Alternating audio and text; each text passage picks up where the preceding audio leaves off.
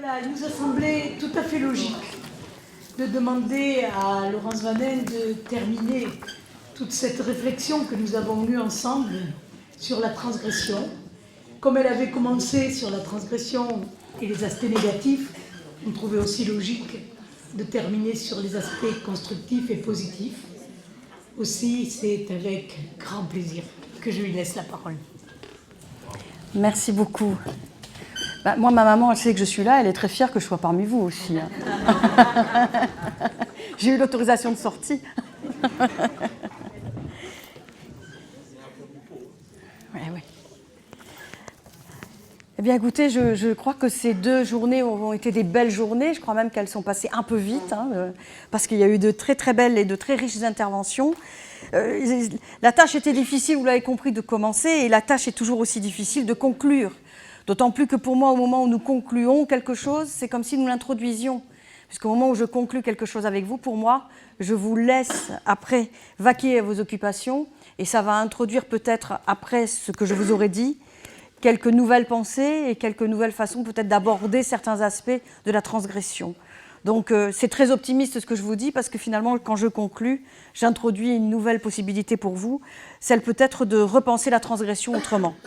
Alors ce qu'on pourrait dire maintenant, c'est qu'on avait dit que la transgression était surtout liée à l'infraction, mais surtout, et je l'ai dit en introduction hier, qu'elle permettait de récupérer finalement une liberté qui nous avait été ôtée, parce que la loi, en quelque sorte, venait amputer. Alors j'ai entendu tout à l'heure parler de loi, d'une possible vengeance, de la loi du talion, hein, qui consiste à rendre coup pour coup, etc. Et c'est vrai qu'on pourrait dire que dans l'ordre du politique, parfois la loi est perçue comme quelque chose de tyrannique. Or, il y a des exemples, j'ai envie de dire, de transgression de la loi qui peuvent nous paraître assez sympathiques, et il y a même en la matière de célèbres héros. Et je pense que vous avez tous peut-être à l'esprit le bon voyou, celui qui vole pour donner aux riches, et on peut penser à Robin des Bois, qui est tout le temps en train de... Qu'est-ce que j'ai dit ? Non, en ce moment, c'est les impôts, on donne aux riches. Vous voyez le lapsus révélateur, là je pense qu'il va falloir que je m'allonge sur un divan. Vous m'avez véritablement perturbé, vous voyez. Donc je disais oui, le bon voyou qui prend aux riches pour donner aux pauvres, je reprends. Donc on a l'exemple du Robin des Bois, on a l'exemple de Zorro, on a l'exemple d'Arsène Lupin, hein, le gentil cambrioleur, tout le monde connaît la chanson. Et donc quelque part, on a dans ces modèles-là quelque chose d'assez particulier, c'est le bon voyou. D'ailleurs, un jour j'entendais un policier, un vieux policier, parler, enfin il n'était pas vieux en âge, mais il était vieux en pratique, on va dire. Et il me parlait de sa vie de policier, oui j'ai nuancé, vous l'avez compris.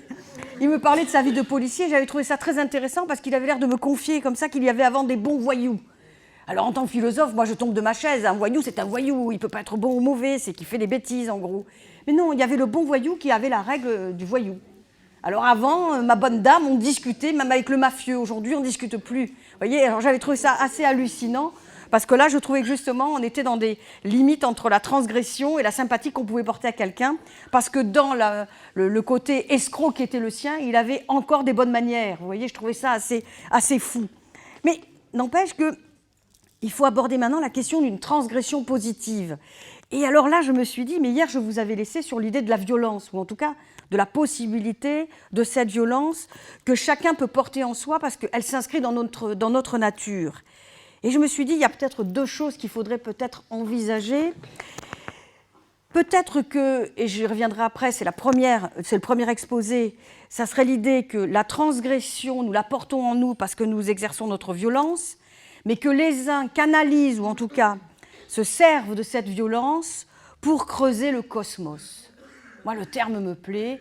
Creuser le cosmos, ça veut dire, vous savez, comme l'explorateur, on va faire des trous dans l'univers pour essayer de comprendre de quoi ça parle, comprendre le monde dans lequel nous évoluons. Et là, on va interroger le monde pour bâtir la science en poussant toujours le cadre des limites, parce que plus on recule, si vous voulez, les limites de notre ignorance, plus le champ d'investigation est complet, total, et il faut savoir désobéir au maître. Ça, c'est la première chose. Et puis en plus, je vais vous dire, si on fait une petite allusion très très brève, parce que je ne vais pas développer seulement cette idée-là, mais vous savez, le XVIe et le XVIIe siècle sont absolument fondateurs en la matière. On découvre En tout cas, on réalise que le verre va être utile parce qu'on va pouvoir créer la lunette astronomique en 1600. Et en 1607, vous avez Galilée qui commence à faire ses expérimentations. Et en 1610, vous avez Pérez et Cassandi au mont de Sainte-Victoire, à côté d'Aix-en-Provence, donc pas bien loin d'ici, qui arrivent à repérer sur le cratère, placé sur la Lune, qu'ils appelleront d'ailleurs le cratère de Cassandi. Imaginez, on ne voyait pas à l'œil nu certaines choses, et d'un coup, par une lunette astronomique, on peut voir là-haut dans le ciel des choses qui nous étaient interdites à l'œil nu.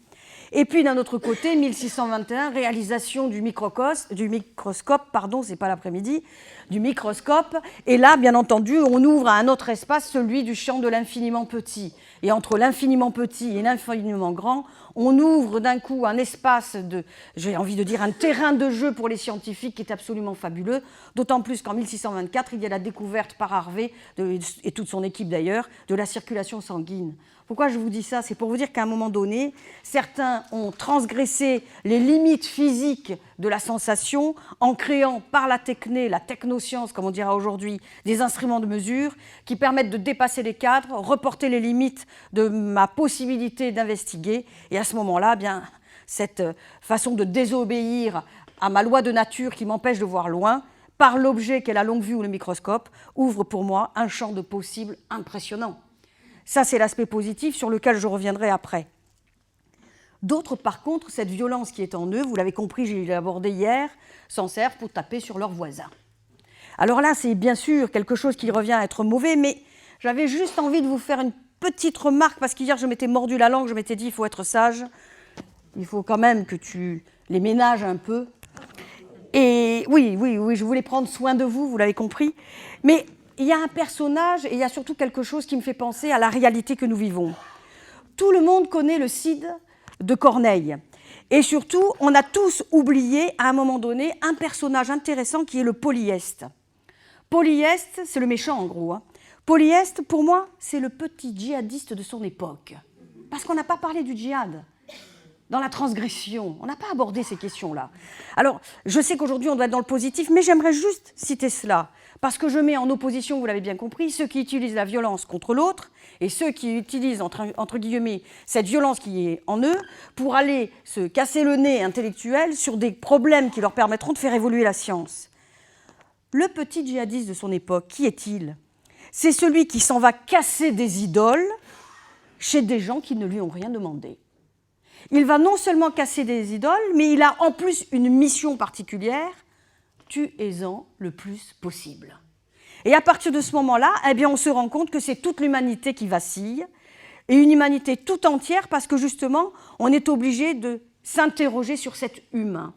Cet humain qui est capable, d'une certaine manière, au nom de certaines idéologies, de transgresser certaines règles, et de trouver d'ailleurs dans la transgression la réalisation de son propre mythe et sa capacité, notamment lorsqu'il est médiatisé, de devenir un nouvel héros de la cité, ce qui est une abomination en soi. Mais quelque part, dans la panoplie, je suppose, de ceux que l'on accueille dans certains pays, il doit y avoir le petit manuel du bon djihadiste et certains noms dont on a entendu parler pendant des mois et des mois doivent alimenter la chronique comme étant des exemples à suivre. Et ils sont à suivre parce qu'ils ont transgressé et parce que quelque part, malgré tout, ils appliquent la règle au nom d'un Dieu qui est un Dieu de la persécution. Donc on comprend que c'est compliqué. Et il y a un autre aspect aussi. On peut avoir un talent extraordinaire, être un scientifique de renom, être fabuleux et pourtant avoir un ego abject. Et ça, en tant que philosophe, je ne pouvais pas passer à côté. Il fallait que j'insiste sur la possibilité, justement, d'être en quelque sorte cet être à double face. C'est le Janus au double visage. On peut être dans la transgression pour de mauvaises raisons, même si le résultat est beau, la finalité ne l'est pas, parce que c'est l'intention qui n'est pas bonne. Donc on se dit qu'il a bien fallu parfois transgresser, notamment transgresser les valeurs religieuses pour aller plus loin. Et notamment, je fais un lien, puisque c'est aussi l'objet d'une de mes réflexions avec Henri Joyeux lorsqu'on a travaillé sur notre livre sur la vie au bout des doigts, c'était de connaître le corps humain. Et comment connaître le corps humain, si ce n'est qu'en pratiquant la dissection des corps. Vous avez tous lu Claude Bernard, il y a des passages de l'expérimentation de Claude Bernard. Moi, il m'en venait des sueurs froides. Je me disais, mais quelle chance j'ai eu de ne pas être passée dans son service, entre ses mains, au moment où j'aurais vécu mon agonie, ma dernière lutte, parce qu'alors là, je ne vous dis pas tout ce que j'aurais dû subir. Et en même temps, rappelez-vous, puisqu'on est quand même à Montpellier, Montpellier c'est la première médecine, on a la pharmacologie, pas bien loin. On sait très bien que les seuls qui ont autorisé au début tout ce qui était du rapport de la dissection entre guillemets du corps et pas forcément du corps humain, c'était les Arabes. Ils avaient compris que la nouvelle médecine devait investiguer l'intériorité du vivant.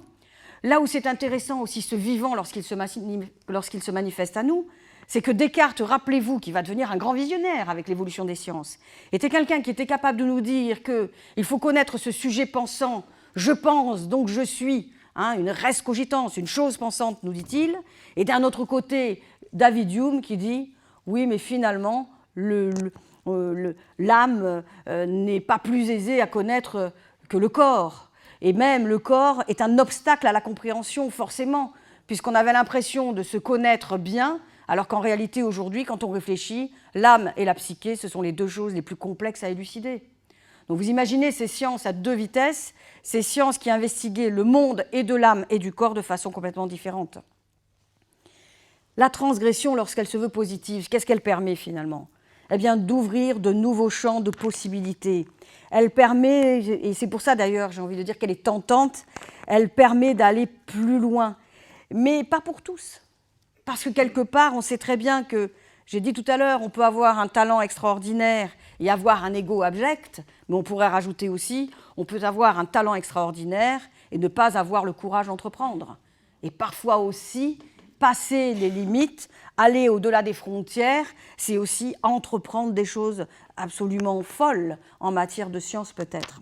Rappelez-vous, il fut un temps où on s'était tous un peu émus de cette fameuse brebis Dolly qu'on avait créée en se disant on prend une cellule et on recrée comme ça à l'identique une sorte de génétique particulière. Tout le monde s'était insurgé et moi j'avais dit mais l'éthique arrive toujours après coup. On pense une fois qu'on a le problème entre les mains. Rappelez-vous, il y a un livre extraordinaire d'Einstein qui avait dit, le titre du livre c'était « Le monde tel que je le vois ». Et il avait dit, je sais que je suis en train de créer des formules mathématiques, de trouver des choses en rapport avec l'énergie qui sont absolument extraordinaires, mais en même temps, ce que je suis en train de chercher, ce que je suis en train de mettre en œuvre et ce que je vais mettre en place consécutivement à mes recherches sera demain dans l'ordre des grandes menaces qui iront à l'encontre de l'évolution d'une humanité. Et il dit, le monde tel que je le vois et pas forcément le monde tel que je le pense. Et ça, c'est extrêmement intéressant du point de vue philosophique.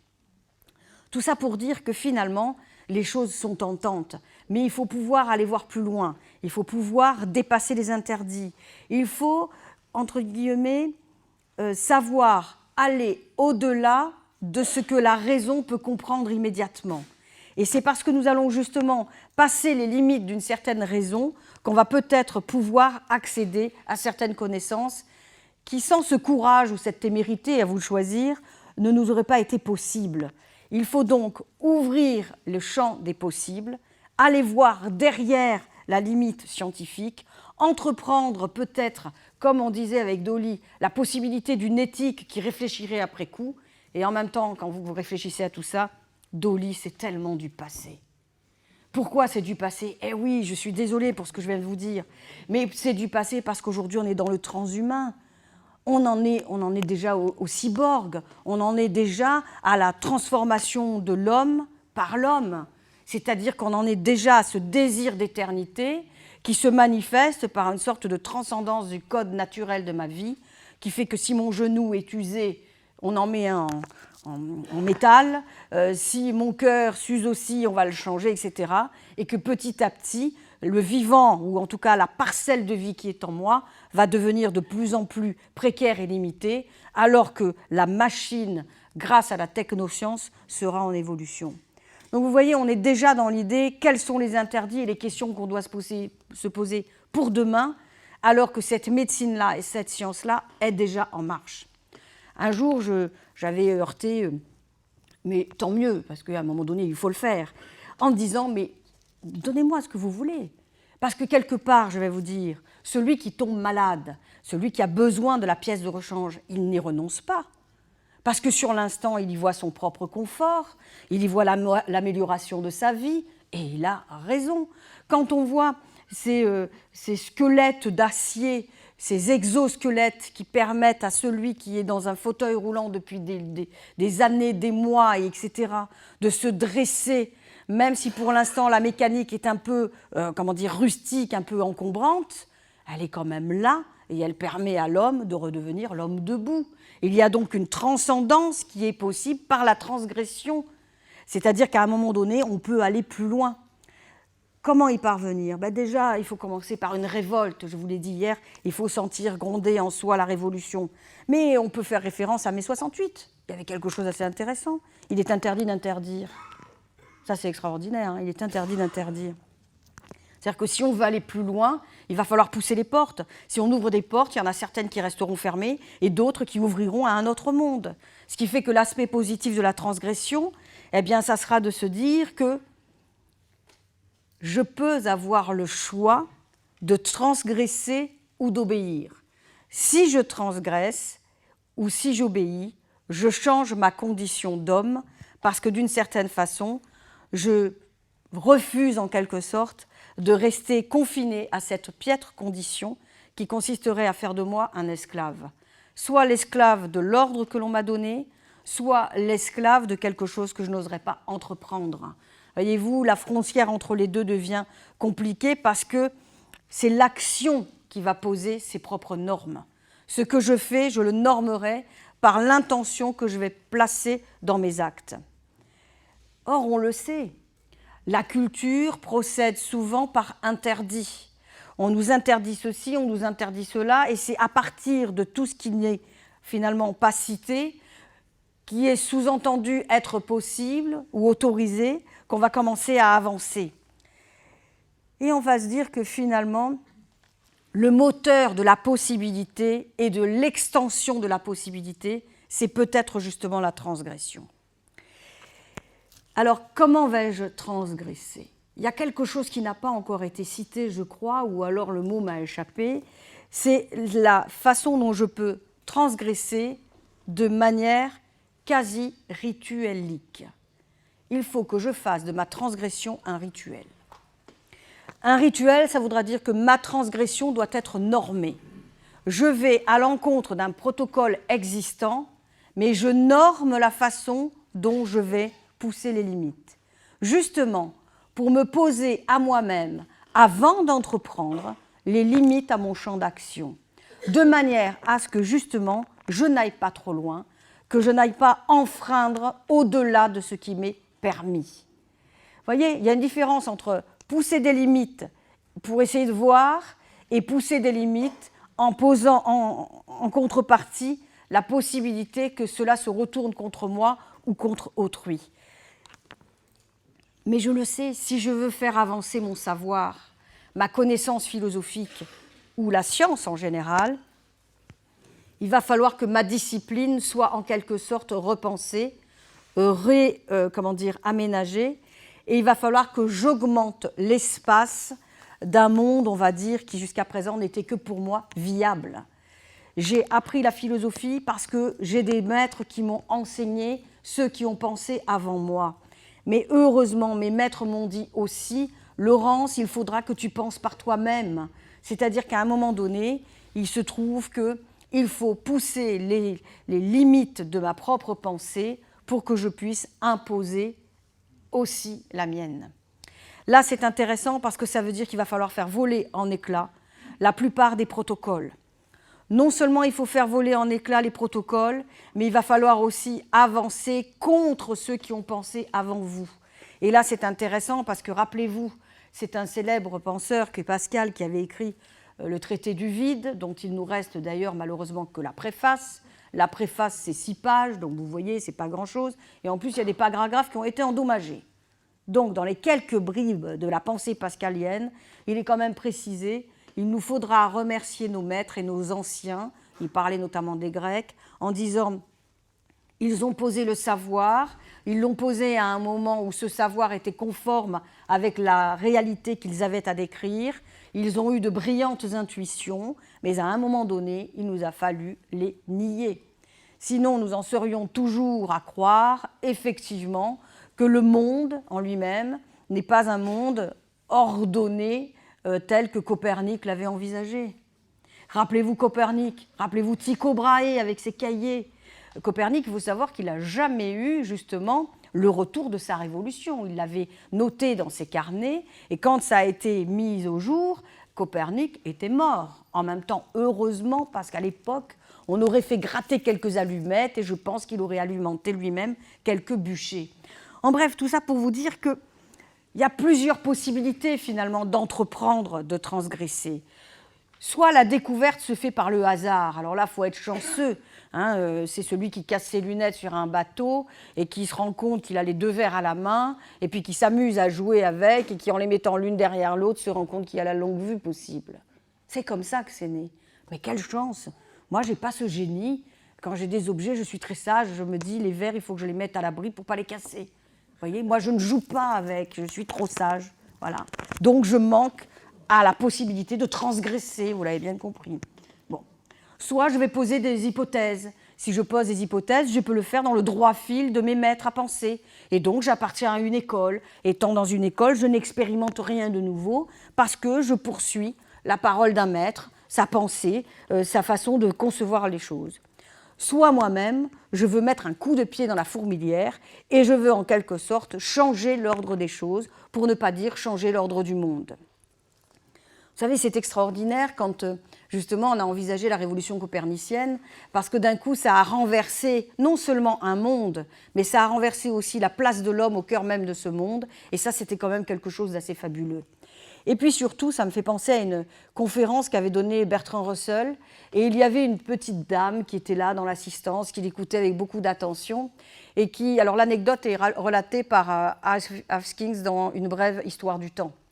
Et Haskins nous dit comme ça que Russell est tout content d'expliquer les planètes, la façon dont justement tout est en mouvement, que l'homme n'est pas un spectateur devant des astres qui se bougent devant les yeux, mais que lui-même est associé à ce mouvement et que finalement il n'est qu'un infime parmi les infimes.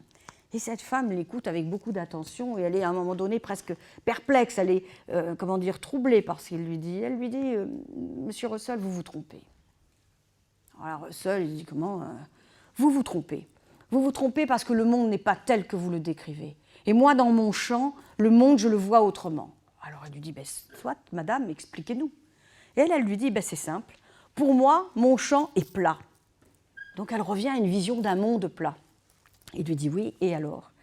Il lui dit, c'est simple, le mouvement des astres, ce n'est pas celui que vous décrivez. C'est que, bien sûr, il y a un mouvement de déplacement, mais pas un mouvement de rotation. Alors là, Russell est très intéressé parce qu'il se dit, cette vieille dame va me sortir une théorie qui n'est pas tenable, mais malgré tout, qui aura son sens. Et elle explique, c'est comme s'il y avait un plateau et la Terre était dessus, enfin la Terre en tant que socle, nous ayons construit nos maisons, nos églises, nos châteaux, et que ce plateau était posé sur une tortue. Et elle dit, vous voyez, comme ça permet, du matin jusqu'au soir, que ce plateau se déplace tranquillement, sans que moi, dans mon champ, j'ai la nausée ou je sois déséquilibrée, parce que la tortue marche tranquillement. Russell, amusé, regarde la dame en question et lui dit « Ah bon, et qu'est-ce qui se passe ensuite? Parce que le lendemain matin, vous retrouvez le soleil au même endroit. » Elle lui répond « Mais voyons, pendant que je dors, cette tortue est posée sur une autre tortue. Parce qu'elle, elle dort aussi, mais la seconde tortue marche dans le sens inverse. » Russell se dit « Extraordinaire, madame. » Et ensuite, elle lui dit « Ensuite, monsieur Russell, ça va ainsi jusqu'à l'infini. » Vous voyez comment cette femme venait finalement de contredire un maître, de transgresser à la science et à la parole du scientifique donné pour amener avec une sorte de poésie un peu naïve certes, le sens de ce qui était pour elle le mouvement. Or, cette femme venait de transcrire exactement ce qu'on appelle, là vous pouvez noter le nom, c'est un nom extrêmement barbare, je frime avec ce mot-là, essayez de le sortir entre fromage et dessert à l'occasion, vous allez épater la galerie. On appelle ça une doxologie practicologique. Ah, ça c'est beau. Une doxologie practicologique, c'est, vous savez, quand le matin je me lève, j'ouvre ma fenêtre et je dis « le soleil se lève ». En réalité, le soleil ne se lève pas, il ne se couche pas, c'est moi. Mais c'est bien pratique d'avoir calé le monde sur ma propre façon d'être. Doxa, doxologie, le discours rationnel sur l'opinion, practicologique, une opinion pratique. Voilà. Eh bien, cette femme avait trouvé dans son registre à elle une manière, dans la doxa, donc dans la doxologie practicologique, de décrire un monde avec une cohérence, et elle avait tout agencé à sa façon. Cet exemple-là, moi, m'avait laissé perplexe, parce que je m'étais dit, ça ressemble énormément à ce que nous dit Bachelard. La vérité n'est qu'une erreur rectifiée. Ça veut dire que toute l'histoire de l'humanité repose finalement sur le postulat que nous avons commencé à penser le monde et nous l'avons interrogé. Ce monde, comme dirait Camus, est resté sourd, absurdus, il ne répondait pas. Il y a ceux qui ont continué à appeler et qui ont entendu Dieu leur répondre. Bravo, ils ont eu cette chance. Moi, j'appelle, il ne répond pas. Ensuite, ils ont eu la possibilité d'interroger le monde et de trouver un principe de causalité, quelque chose qui, dans leur esprit, donnait l'impression que ça avait du sens, que tout était cohérent. Et puis, il y a ceux qui ont décidé de répondre par des systèmes scientifiques de pensée. Les premiers ont posé l'eau, la terre, l'air, le feu, etc. à l'origine de la physis. D'autres ont envisagé des choses bien plus complexes, mais il n'empêche qu'à chaque fois qu'un homme a pensé le monde, qu'on a posé sur la vérité qu'il venait d'admettre et de faire admettre à tous, la possibilité que tout soit changé. On a eu, rappelez-vous, une théorie de l'attraction universelle. Aujourd'hui, on dit qu'elle n'est plus universelle et on revoit les livres de sciences. On a dit qu'il y avait un Big Bang, on en est maintenant à dire qu'il y a peut-être eu, que nous arrivons peut-être au terme de l'élasticité de ce monde et nous allons revenir vers un centre qui va faire un crush bang, c'est-à-dire on va revenir à soi. On est en train aussi de parler d'une théorie de l'extension de l'univers avec une sorte de distorsion des choses et de distorsion notamment des cordes. C'est extraordinaire la façon dont l'homme finalement pose à chaque époque les mêmes questions, interroge et nie la science précédente de la même manière, avec la même insolence, avec le même esprit de transgression et avec la même qualité de réussite. Voilà. C'est pour ça que je dis souvent à la question « Est-ce que toutes les conceptions du monde se valent ?» Je réponds oui. Pourquoi ? Parce que le poète a la possibilité, comme cette vieille femme, de réenchanter le monde et de le réinventer. Et elle le fait à sa façon, et c'est beau. De la même manière que le scientifique interroge sa propre ignorance au regard de choses qui lui paraissent inconvenables du point de vue de la pensée. Et comme il interroge le monde par rapport à ce qui lui paraît inconvenable ou incohérent, eh bien justement, il entre dans une facilité de questionner ce monde et de répondre à ces questions par une nouvelle science.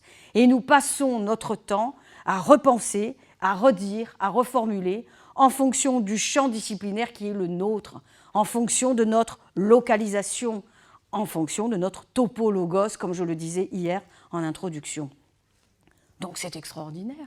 Moi je me dis, mais je suis contente d'être une révoltée. Je suis heureuse finalement d'être un peu comme Hegel, l'espèce de tête de l'art de la philosophie. Vous voyez, la petite têtue là, ça me va bien. Parce que me dit Hegel? Il me dit, mais Laurence, si tu veux... Enfin, moi, je parle avec les philosophes, ils viennent me voir le soir, on discute, vous l'avez compris. On est très nombreux dans ma tête. Quand Hegel vient me parler, justement, de la transgression, qu'est-ce qu'il me dit? Il me dit, mais Laurence, il va falloir commencer ce qu'on appelle ton phénomène de culture, c'est-à-dire ta Bildung en allemand, c'est-à-dire ton moment à partir duquel tu vas en permanence te repenser, te révolter, contredire ce qui est là, pour trouver ta propre liberté. Là, je trouve ça fabuleux. Et je commence. Je dis alors d'accord, Hegel, comment on commence? Il me dit, au départ, c'est simple, on va parler d'une immédiateté de la conscience. Là, je vais frimer un peu avec des concepts, hein. Il faut que j'en profite un peu. Donc, immédiateté de la conscience, je viens de naître, je suis le nourrisson. Bien entendu, ma mère, mon père regardent au-dessus du berceau, ils trouvent ça fabuleux, ils me trouvent vraiment formidable. Seulement, je dépends complètement du lait de ma mère ou la façon dont elle pourra me nourrir. Ce qui veut dire que pour Hegel, c'est comme si nous étions sous l'empire chinois avec un empereur qui a de droit de vie et de mort sur tous ces sujets. Et là, ça veut dire qu'à un moment donné, nous sommes dans l'immédiateté d'une conscience qui n'a pas encore conscience de ce qu'elle est et qui va avoir besoin de nier cette étape pour passer à l'étape suivante. Et là, on va appeler ça la contradiction. La contradiction, vous savez, c'est l'enfant qui commence déjà à marcher. On lui donne toujours une cuillère pour qu'il mange sa purée. Là, il en a ras-le-bol, il veut un couteau comme les grands, il veut faire comme les autres. Contradiction, c'est-à-dire que je nie mon immédiateté de ma première conscience pour entrer dans la contradiction. C'est le moment pour Hegel où nous rentrons dans la Grèce antique. En Grèce, que se passe-t-il? Le citoyen, lui, il a des gens qui travaillent sa terre pendant qu'il va sur l'agora s'occuper des affaires de la cité. Il les met en débat, les affaires de la cité, il les met tellement bien en débat qu'il a l'impression justement d'être complètement autonome et de tout gérer. Or, mais qu'il oublie que l'esclave travaille pour lui. Et que par conséquent, l'enfant, quand il a 7-8 ans, si ses parents ne travaillaient pas pour ramener l'argent à la maison, pour le nourrir, l'habiller et le loger, eh bien, il ne serait rien. Ça, c'était la contradiction, c'est-à-dire la négation de l'immédiat. Puis on va rentrer dans la phase où je vais rentrer dans la négation de la négation. Là, je nie uniquement pour nier. Et pour Hegel, c'est l'étape romaine. C'est le moment où je veux absolument entrer en inadéquation avec tout. Parce que je veux m'éprouver, parce que je veux quelque part prendre conscience de ce qu'est la justice. Comme à Rome, on a la possibilité de débattre, on a la nouvelle mise en forme de la cité par la pater familias et l'économie. N'oublions pas que la transgression renvoie aussi à l'argent et qu'on peut acheter beaucoup de choses avec de l'argent et que certains en perdent leur honneur, mais ça c'est autre chose, et que d'une certaine manière, à partir de ce moment-là, comme je serai dans la pater familias, comme je serai dans ma famille, comme si je gérais une entreprise, et comme aussi d'une certaine manière je serai amené à comprendre le sentiment de justice ou d'injustice, eh bien j'entre dans la contradiction de la contradiction. Puis, je vais vers le dernier degré, qu'Hegel appelle le nouvel immédiat. Le nouvel immédiat, c'est le moment où on entre dans l'étape germanique. Bon, il était un peu à ramener tout à lui, mais c'est normal, il était allemand. Donc, pourquoi il faut le nouvel immédiat? Parce qu'au moment où j'ai fait cette marche graduelle qui m'a permis, en me niant à chaque fois, en transgressant ce que j'étais pour passer à l'étape suivante, eh bien, j'ai trouvé ma propre liberté, mais surtout, avec l'étape germanique, nous dit Hegel, j'ai compris le sens de ma responsabilité. Parce que l'étape germanique passe par le Saint-Empire romain germanique. C'est-à-dire la prise de conscience que je suis responsable de mes actes et qu'à un moment donné, quand je transgresse trop la loi ou que je transgresse les valeurs, eh bien, je peux être puni. Et là, on comprend que la Bildung me permet de passer par des étapes qui me libèrent parce que petit à petit, j'apprends à vivre dans les règles, dans la contrainte, en faisant qu'à chaque fois que j'évolue, à chaque fois que je grandis à moi en niant l'étape suivante, à chaque fois que je suis dans la contradiction et que donc je me révolte, donc je transgresse, eh bien je parviens à une étape suivante qui est celle de ma réalisation, celle où je gagne en liberté et en autonomie. Donc voilà, je suis dans la marche graduelle de mon esprit qui à un moment donné, par transgression successive, conquiert sa civilisation. La Bildung, c'était ma liberté d'entreprendre au nom de la transgression. La Kultur, l'autre terme utilisé par Hegel, c'est la civilisation. La civilisation, c'est pris dans l'espace global, c'est-à-dire il y a la civilisation grecque, il y a la civilisation étrusque, il y a la civilisation chinoise, etc., etc. Et là, nous nous retrouvons à appartenir à un même champ de réflexion ou de savoir, et nous sommes tenus par ce que je disais hier, les us et coutumes qui font que nous bâtissons une histoire commune à partir de nos traditions. Et puis surtout, on comprend qu'à mesure que je contredis à la façon de Hegel, eh bien je comprends que le bien, même s'il est beau, s'il est élégant, eh bien ne peut faire l'économie du mal. Il me faut à un moment donné entreprendre une sorte de révolution, entreprendre une négation, entreprendre une contradiction et une transgression, parce que, comme disait Leibniz, mon philosophe préféré, un moindre mal vaut pour un plus grand bien. Et pourquoi le disait-il? Eh bien, parce que nous devons être, selon lui, des sentinelles de l'action. Nous devons sentir en nous, cette espèce d'uneasness, comme on disait en anglais, cette espèce d'inquiétude qui nous agite. Une petite inquiétude qui nous agite et qui fait que nous sommes en permanence Unruhe, comme le mouvement du pendule, toujours à nous balancer, à tendre vers quelque chose et à vouloir transgresser du temps. Nous voulons transgresser du temps, ça rejoint l'idée tout à l'heure du désir d'éternité, on veut toujours aller plus loin, mais en même temps, nous sommes dans une dynamique de l'agir. Et j'ai beau dire, et j'ai beau faire, mon temps de l'action est un temps dans lequel je mets en œuvre une forme de transgression. L'homme, disait Heidegger, est un être des lointains. Soit je regarde devant moi, soit je regarde derrière moi, mais j'oublie de donner à ce présent cette densité d'être qui est si importante. Et je dis vraiment que nous ne pouvons rentrer à reculons dans l'avenir. Il nous faut regarder devant en prenant la pleine mesure du temps qui est le nôtre. Parce que ce temps qui est le nôtre, c'est celui qui est aussi le temps de notre devenir. Quand Hegel nous parle de cette Bildung, il nous dit que je m'inscris, ma conscience s'inscrit dans le temps, un temps qui m'est propre, mon temps individuel de ma propre histoire, et un temps de l'histoire collective à laquelle je participe. La question du devenir est une question qui fait que je me projette dans quelque chose pour tout à l'heure. 5 minutes, je crois que je suis dans les temps, hein. On est bon. Finalement, donc, cela s'inscrit dans le temps parce que la question du devenir est primordiale. Nietzsche aimait dire quelque chose de fabuleux. Il disait « Qu'est-ce qu'il me faut sauver de mon présent ?» Voilà. S'il y a une seule violation que je dois commettre, laquelle? Qu'est-ce que je dois sauver de mon présent? Quand tout se délite, quand tout se détruit, y compris quand le temps va fabriquer, parfaitement d'ailleurs, mon portrait de vieux. Mais oui, le chirurgien esthétique, il massacre le travail du temps. Quelque part, qu'est-ce que je me dis? Je m'inscris dans le temps. Je m'inscris dans le temps parce qu'à un moment donné, mon être prend sa densité. Ma question du devenir est un du devenir qui fait que je dois sauver dans le présent quelque chose que je veux conserver pour demain.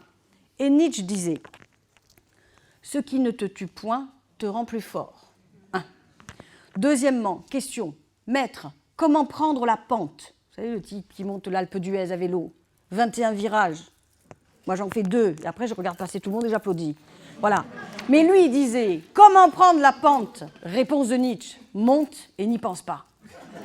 Voilà. Non, mais il faut quand même le dire. Ce qui veut dire qu'à un moment donné, il nous faut être face à notre devenir, et il nous faut sauver dans l'instant présent ce qu'on aimerait conserver pour demain. Il nous faut sauver du présent, de toute situation que nous vivons, le moment heureux, salutaire de l'instant. Sinon, vous vivez en permanence dans une nostalgie sans nom. Sinon, vous traînez avec vous, mais c'est plus que des casseroles.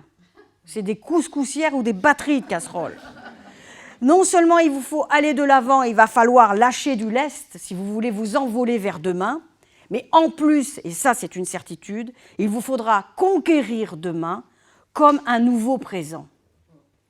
Et Schopenhauer avait une phrase extraordinaire, il disait « Tous les matins, je reconstruis mon présent ».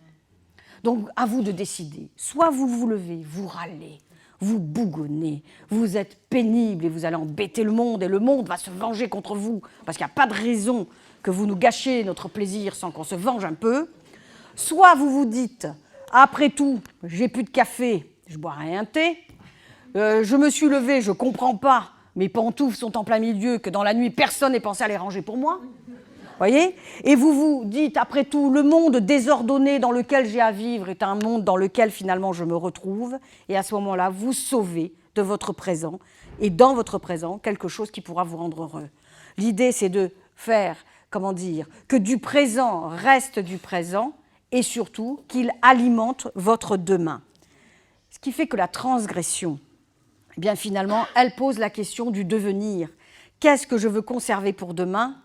Qu'est-ce que, dans toutes ces petites vieilleries qui occupent mon quotidien, dont je suis assez satisfaite quelquefois, parce qu'effectivement, si tous les jours on changeait mon monde, imaginez, vous vous couchez ce soir avec Albert, demain matin vous vous réveillez aux côtés d'Alexandre. Voilà. Si tout le monde, tous les jours, était différent, si vous rencontrez tous les jours quelqu'un de différent, si tous les jours c'est la nouveauté au travail, etc., mais vous serez dans un monde désordonné, un monde qui n'est plus familier, un monde dont vous aurez peur finalement parce qu'il ne ressemble jamais à ce que vous aimez ou ce que vous êtes, alors que retrouver ces petites familiarités, ces petites habitudes, finalement c'est confortable et c'est reposant. Mais ça ne veut pas dire pour autant qu'il faut se laisser aller à la totale habitude. Il faut, comme je le disais, savoir transgresser, aller de l'avant, nier, contredire pour pouvoir imposer son choix. Il faudra sauver du présent les choses qui nous interpellent pour demain. C'est pour ça qu'en quelque sorte, dans la question du devenir, et ce sera ma conclusion, la transgression, c'est le crime ou le génie. Voilà.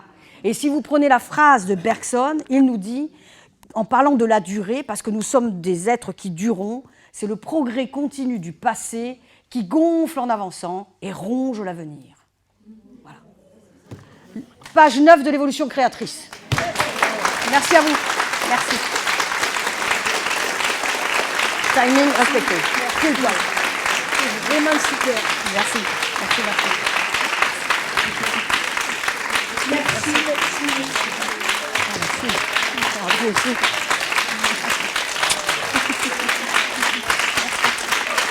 Merci. Oh bah alors. Merci à vous, merci, merci. Ça m'a fait beaucoup. Merci, merci. Moi, je vous embrasse. Merci. Je vous la bise. Hein. Merci beaucoup. Et merci pour ce beau colloque.